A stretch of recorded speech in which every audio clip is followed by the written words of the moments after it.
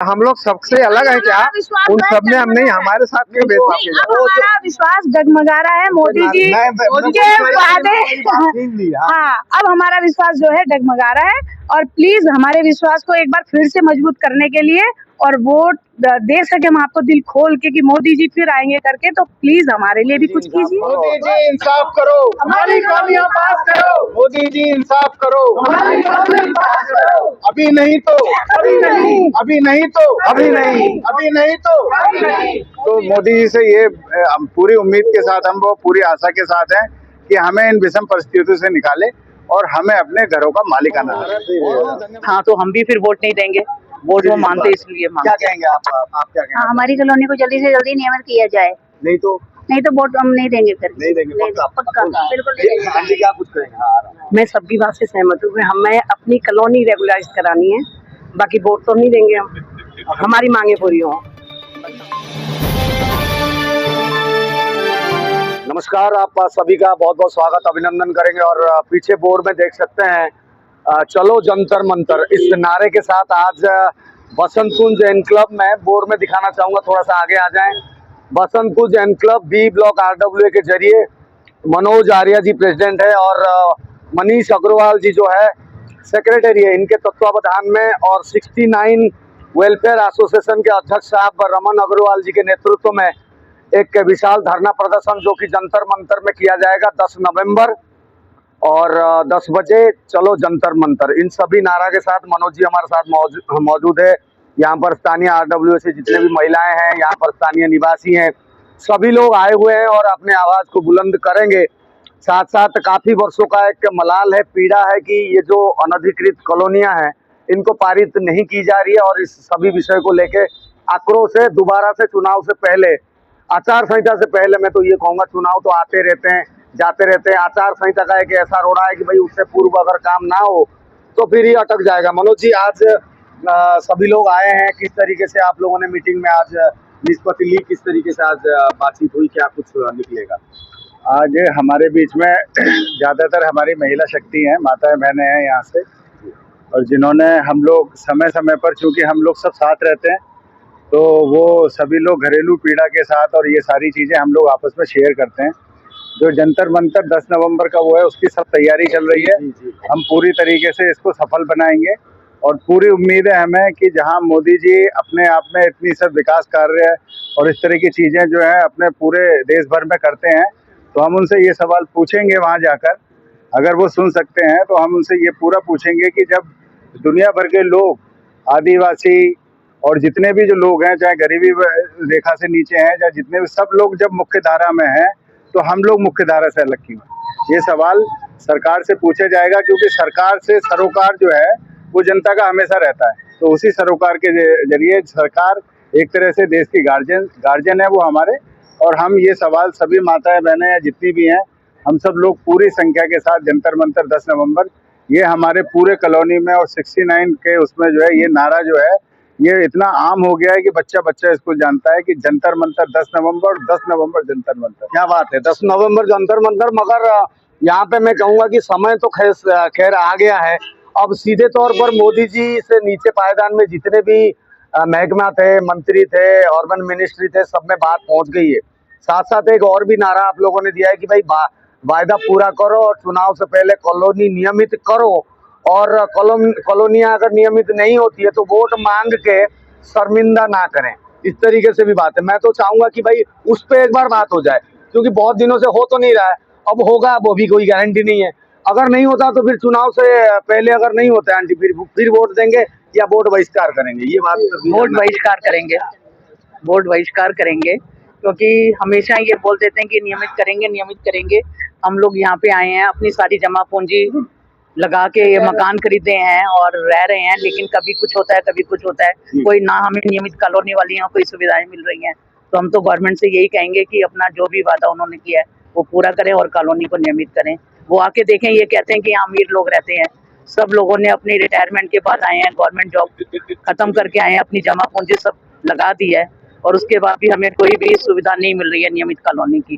तो हम तो यही चाहते हैं कि सरकार से कि वो जल्दी से जल्दी हमारी बात को सुने और इनको वो करें, नियमित करें। अगर नहीं करते हैं तो फिर हाँ, तो हम भी फिर वोट नहीं देंगे, वोट वो मानते इसलिए क्या मानते। कहेंगे आप क्या हाँ, कहेंगे? हमारी कॉलोनी को जल्दी से जल्दी नियमित किया जाए, नहीं तो नहीं तो वोट हम नहीं देंगे फिर। नहीं देंगे पक्का पक्का, बिल्कुल नहीं देंगे। हाँ जी, क्या कुछ कहेंगे? हाँ, आ रहा हूँ। मैं सबकी बात से सहमत हूँ। हमें अपनी कॉलोनी रेगुलराइज करानी है, बाकी वोट तो नहीं देंगे हम, हमारी मांगे पूरी हो बस। अभी हम अभी ये तक तो नहीं हुई आंटी, आप लोग आगे हम उनसे उम्मीद कर सकते हैं कि हमारी कॉलोनी को पास करें। उम्मीद है हाँ, और होगी। होगी। हाँ। क्या कहेंगे आंटी? हाँ, यही आइए आइए, कॉलोनी पक्की होनी चाहिए। पक्की होनी आइए ना आंटी। मोदी है तो मुमकिन है। मोदी जी है तो मुमकिन है। मुमकिन है। मोदी जी, मैं फिर कहूंगा, मोदी जी 11-12 साल से 2014 से वो सरकार में है, मगर 2014 से पूर्व ये कॉलोनी भी है, ये बातें भी हो रही थी, पारित तो नहीं हो रही थी ना जी। नहीं हो रही थी, तो मगर फिर मोदी जी को फिर आवाज देने के लिए जंतर मंतर जाएंगे, वहाँ फिर नहीं हुआ तो हम मोदी जी को यही आवाज देनी चाहेंगे कि हमारी जो कॉलोनी है ये अनऑथराइज है, तो ये ऑथराइज होनी चाहिए। पहले भी हमने छतरपुर में भी बहुत बड़ा जुलूस किया था, लेकिन उसकी भी कोई सुनाई नहीं हुई वही कह रहा हूँ। है। और रणदीप बिदुड़ी ने भी ये वादा किया था इलेक्शन से पहले, हाँ। अगर मैं जीतूंगा तो सबसे पहले आपकी कॉलोनी को वो करूंगा, लेकिन उसका कोई असर नहीं हुआ है ना। ना किसी ने सुनाई की है, ना कुछ। हम लेडीज हैं, जेंट्स हैं, यहाँ सभी ऐसे कहकर दौड़ते हैं कि ये कॉलोनी रीच है। अगर रीच है तो वह पक्की नहीं हो सकती।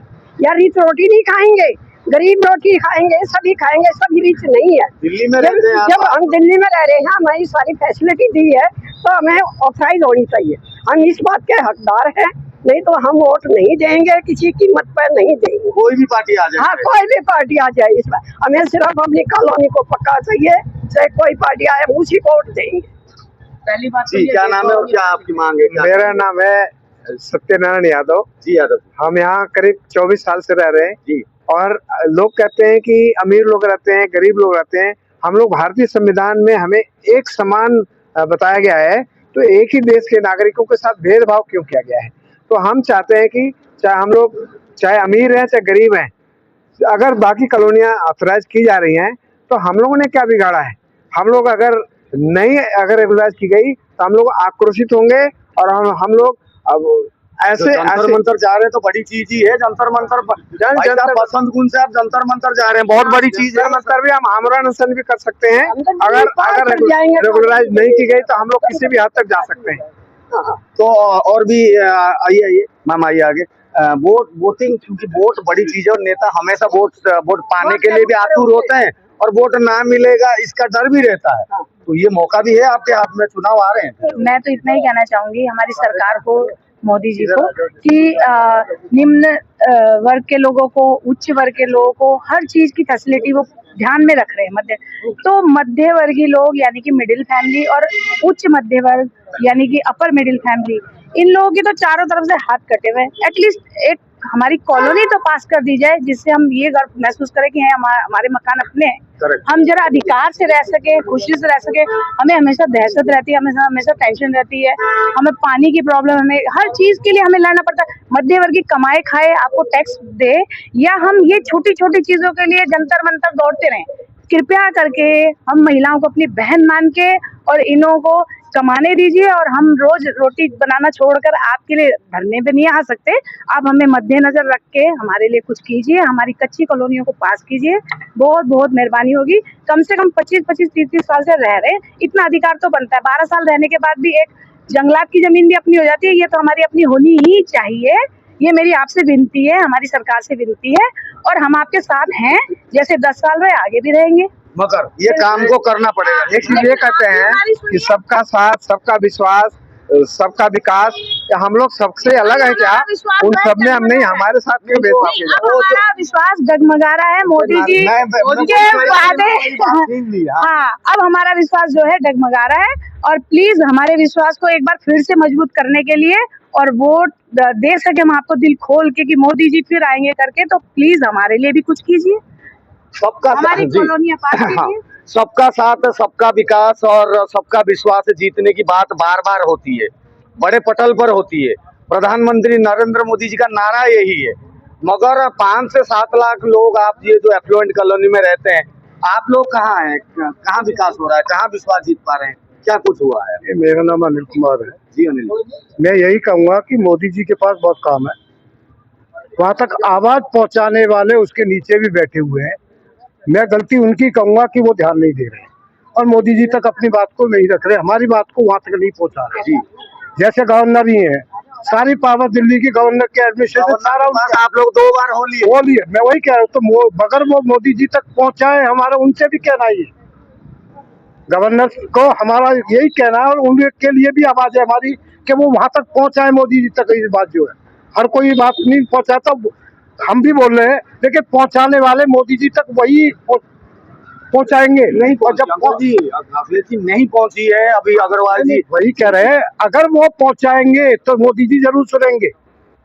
चलिए हम उम्मीद तो यही है, मीडिया तो पहुंचा सकता है हमारी बात मोदी तक। पहुंचा है बाकायदा। पिछले बार जो चुनाव में जो हमारी बात मोदी वो काम आपका पिछले बार हो चुका है, इस बार पुनः किया जा रहा है, क्योंकि पिछले बार जितने भी हमने बात करी और जो रैली निकली, अखिलेश जी आप गवाह हैं, एक पायदान तो छूटा नहीं, आपके सांसद भी इसमें आए और अपने वरीयता प्राप्त 100 दिन के अंतर्गत कार्य में भी सम्मिलित किया, हर मीटिंग में भी बोले, वादा किया, हुआ नहीं। मगर नहीं, हमें पूरी उम्मीद है इस बार पक्का होगा और हम करवा के रहेंगे। हम हमेशा वादों पे नहीं जी सकते, इस बार हमें पूरी उम्मीद है इलेक्शन से पहले ये काम होगा। हम अपना धरना प्रदर्शन करेंगे, नहीं हुआ तो हम अनशन भी करेंगे इस चीज के लिए। ये हमारा हक है, हमारे बाप दादा 100 सालों से भी ऊपर से दिल्ली में रह रहे हैं और आज हमें मालिकाना हक नहीं मिल रहा, ये बहुत ही शर्म की बात है। सरकार को इसके लिए करना ही पड़ेगा इस बार। अखिलेश जी नहीं, मैं फिर वही कहूंगा कि तो स्ट्रेट फॉरवर्ड डिसीजन नहीं लेंगे। अभी चुनाव आ रहा है, चुनाव में तो नेता तो वोट को डरेंगे, वही नेता आएंगे, क्योंकि जो एफ्लुएंट एरिया है 5 से 7 लाख, 2 विधानसभा मुझे लग रहा है लग जाएगी, तो 2 MLA तो हर पार्टी से आने वाले हैं, तो फिर वोट का क्या करेंगे? अगर सरकार चाहेगी तो इलेक्शन से पहले कर सकती है, उनके कानों तक मोदी जी के कानों तक बात पहुंचनी जरूरी है। अगर पहुंचेगी तो ये जरूर इलेक्शन से पहले काम हो जाएगा हमारा, हमें पूरी उम्मीद है। चलिए जी जी मनोज जी, मेरा सरकार से ये अनुरोध है कि जिस तरीके से वो हमारे अपने मकानों का मालिकाना हक देने में असमर्थ है, जैसा कि अभी तक असमर्थता दिखाई है, और अपने आप में जो हमारी बुनियादी सुविधाएं, हम भी परिवार के साथ रहते हैं, भारतीय नागरिक हैं, अगर सरकार आज ये कर दे कि भाई इस तरीके से, मैं सरकार से आह्वान करता हूं कि जब तक किसी भी नागरिक को मूलभूत सुविधा नहीं मिलती, अपने मकानों का हक नहीं मिलता, तब तक वो कह दे कि भाई आप हमें वोट ना दो या आपका वोट का अधिकार छीना जाता है, तो ये भी सरकार में हिम्मत नहीं है।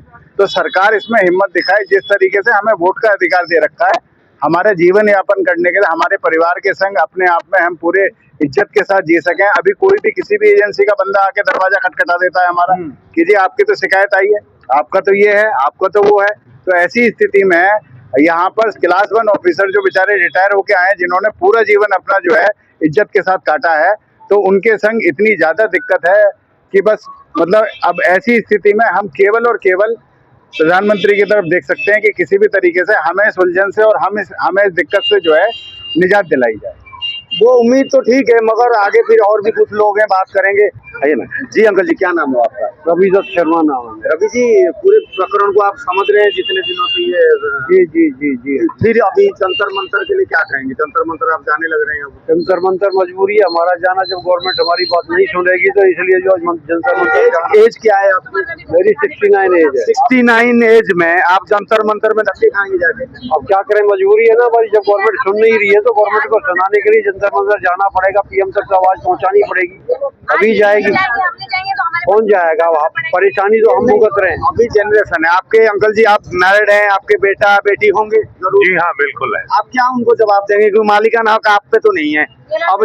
हाँ बेटा जी मौजूद। देखिए अभी एक और मैं दिखा देता हूँ, ये पिताश्री है। सर क्या नाम है? YP सिंह साहब है। सर क्या नाम है आपका? अमित सिंह। अमित सिंह, ये पापा जी हैं आपके। ये देखिए एक जनरेशन ये है, ये दूसरा जनरेशन लग चुके हैं, और आप भी मुझे लग रहा है मैरिड होने लायक शायद आप भी होंगे। हमें 30 साल हो गए यहाँ पे रहते रहते। मैंने अपना बचपन काट दिया पहले जी। मैंने अपना बचपन काट दिया यहाँ पे। मेरी बेटी है, मेरे भाई के 2 बच्चे हैं, अब वो अपना बचपन काट रहे हैं। हम यहाँ पे तब से हैं जब रोड तो छोड़ो, बिजली तक नहीं थी। बिजली आ गई, पानी की पाइपलाइन आ गई, रोडें बन गई, PNG लाइन आ गई, सीवर आ गया। कॉलोनी को पक्की करने के लिए और क्या चाहिए मुझे समझ में नहीं आता। जब इतनी सारी चीजें आपने हमें यहाँ पे सुविधा दिलवा दी है, तो हमारे को एक मालिकाना हक भी दिलवा दीजिए, नहीं तो हम इसी सोच में जीते रहेंगे कि कल को भी हमारा घर हमारा है या नहीं। अभी तक तो नहीं। अभी तक तो नहीं है। क्या कहेंगे अंकल जी, ये जनरेशन तो निराश है। आपकी जो आ रहा हूँ मैं मेरी पहली जनरेशन फादर के टाइम पे ही लिया था। अब वो चल पड़े जो प्लॉट जो लिया हाँ, था, तो अब पता नहीं है कि मेरा भी क्या थर्ड हो। जनरेशन है हाँ। और इनके बड़े भाई के भी बच्चे हो चुके हैं, हाँ, इनके भी हो चुके, तो हाँ, फोर्थ जनरेशन लग रहा है। बिल्कुल। बहुत तो बढ़िया। आप ये 2000 देखें, जब अब तक नहीं हुआ तो हम क्या उम्मीद करें, मजबूरी में जाना पड़ेगा। सबका साथ, सबका विश्वास, सबका भरोसा, मोदी जी को जीतना पड़ेगा। वो स्लोगन है, स्लोगन को हकीकत में परिवर्तित करना ये जरूरी है। स्लोगन तो हम दीवार पे पढ़ लेंगे, ठीक है, हमारे मन में विश्वास जब आएगा, जब हमारे लिए कुछ होगा जी, तो ये हकीकत होनी चाहिए। खाली स्लोगन बोलने से, मैं बोलूं, आप बोलें, कोई भी बोले, उससे क्या फर्क पड़ेगा। आज सिंह साहब की फैमिली के बारे में हमने दिखाया। सिंह साहब है, यानी कि चौथी जनरेशन तक बात पहुंच गई है, मगर घरों के जो मालिकाना हक है इन एफ्लुएंट कॉलोनी में इनको नहीं दिया गया। जाते जाते मनोज जी से बात करेंगे, थोड़ा कैमरा में घुमा के दिखाना चाहूंगा। यहाँ पर RWA के तहत अनेकों महिलाएं अपने घर के रोटी की व्यवस्था छोड़ के और घर के व्यवस्थाओं को छोड़ के आज यहाँ पर उम्र देख लीजिए इन लोगों के। इस जनरेशन में अभी तक घरों का मकान जो है, जो घरें हैं, जो प्लॉट हैं, इनके मालिकाना हक नहीं मिल पाया। मनोज जी से जाते जाते एक निवेदन जरूर, जंतर मंतर के लिए और भी लोग हैं, क्योंकि RWA सभी लोग आ पाए हैं, नहीं आ पाए, उनके लिए मनोज जी एक आखिरी मैसेज 10 नवंबर के लिए मैसेज दे सकते हैं। मेरा सभी कॉलोनी वासियों से, ऑलरेडी हम लोग घर घर जा रहे हैं।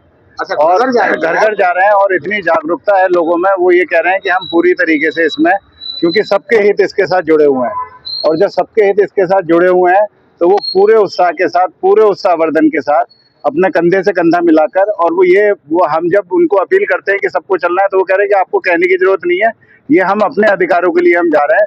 तो सब में बहुत ज्यादा इसमें वो है, बस केवल सरकार को यह बात समझनी होगी कि वह केवल और केवल जो है अपनी जनता के प्रति जो है इस तरह का आभार, और जो जब इलेक्शन जीतने के बाद जो आभार व्यक्त करती है, उसी स्थिति में उसी जनता को जब वो परेशानी में होती है तो उसके लिए खड़ी हो और उनके सरोकार को समझे और उनके बुनियादी सुविधाओं को समझे और उनको उनके घरों का मालिकाना हक दे। आज कितनी विषम परिस्थिति है कि जिन घरों में हम रह रहे हैं उसका हमें ये नहीं पता कि हमें कब छोड़ने पड़ जाए, बिल्कुल कब क्या हो जाए, कुछ नहीं हो जाए। आज जो स्थिति में पता चला कि हम जो हमारे बच्चे हैं, जो हमने पूरी अपने जीवन जो है ईमानदारी से उससे कमा के वो करा, आज हमारे पास ये अधिकार नहीं है कि हम उन बच्चों को उसमें अपना क्या नाम है लिख के दे जाएं कि भाई साहब की फैमिली तो बड़ा उदाहरण अभी कि हम उनको लिख के दे जाएं, और उसके बाद ये हो जो उसके बच्चे, हमारे बच्चे इतना सब कुछ देने के बाद हमें बाद में गाली बकें कि हमारे माँ बापों ने मेहनत कर ये ऐसे करके गए कि आज देखो हमारे भी नहीं रहा है। तो मोदी जी से ये पूरी उम्मीद के साथ, हम वो पूरी आशा के साथ हैं कि हमें इन विषम परिस्थितियों से निकाले और हमें अपने घरों का मालिकाना हक दे। बहुत बहुत धन्यवाद। और सभी लोग जो यहाँ पर मौजूद थे, धन्यवाद तो क्या ही दूंगा और अभिनंदन तो क्या ही दूंगा, मगर हाँ 10 नवंबर चलो जंतर मंतर के लिए शुभकामना जरूर दूंगा, क्योंकि वहां से इन लोगों की एक इच्छा और मलाल और एक बहुत दिनों की एक, मैं तो कहूंगा इसको षड्यंत्र करी प्लानिंग है, क्या है, क्योंकि नहीं हो पाया है। फिलहाल के लिए RWA से आह्वान था। मनोज आर्या जी हमारे साथ मौजूद थे। 10 नवंबर जंतर मंतर, 10 नवंबर जंतर मंतर, 10 नवंबर जंतर मंतर। इंसाफ करो, हमारी कमियां पास करो, मोदी जी इंसाफ करो, हमारी कमियां पास करो। अभी नहीं तो अभी नहीं, अभी नहीं तो अभी नहीं, अभी नहीं तो अभी नहीं। मोदी है तो मुमकिन है, तो मोदी है तो मुमकिन है। मोदी जी के ऊपर भरोसा है, मोदी जी जरूर कर लीजिएगा। और खासकर इन लोगों के लिए मैं शुभकामना दूंगा। जंतर मंतर जा रहे हैं, वहां से आवाज पहुंचेगी आपके पास, यही विश्वास और भरोसा के साथ। जय हिंद, वंदे मातरम।